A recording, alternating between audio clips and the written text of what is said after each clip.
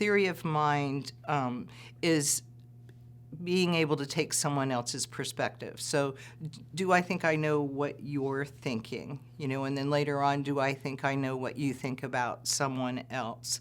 And when we talk about theory of mind, we don't just talk about feelings, we also talk about words like knowing and remembering and thinking and understanding how do I think, what is my opinion, as well as how do you think and what is your opinion. So we have those two things on the cognitive level. And then on an affective level, we have how does someone feel when they fell down and skinned their knee, or how do I feel? Many times when I'm with children and they'll have fallen down and they have a skinned knee and it's obvious they feel awful, and I'll say, how do you feel? And they'll go, happy, because they want to give you the answer that they'd like, and they're not as in touch with their feelings at that point. So we spend a great deal of time trying to get them to understand not only how they feel, but how others feel,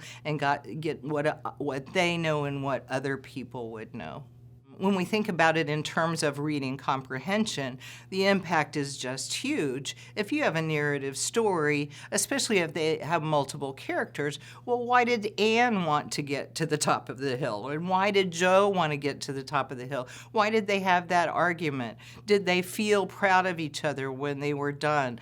All that kind of character perspective and their own background and what their motive is comes into it, and it's all pretend. So someone has to, it's not real, which may be difficult for children with autism, so the reader has to say, oh, this is a pretend story about Polly, but this is what Polly is thinking. So a lot of times when we're dealing with theory of mind, we have to really talk about the difference between someone speaking and someone thinking, and what they might be thinking, what might be their motive behind those things, and that's very difficult for children with autism.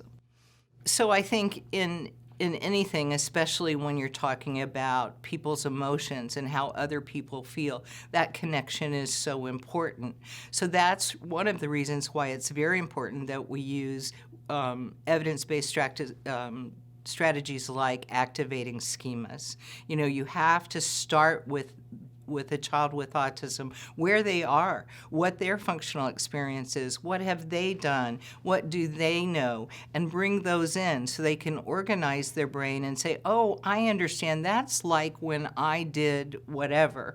And that brings their learning in and organizes their learning so it makes sense.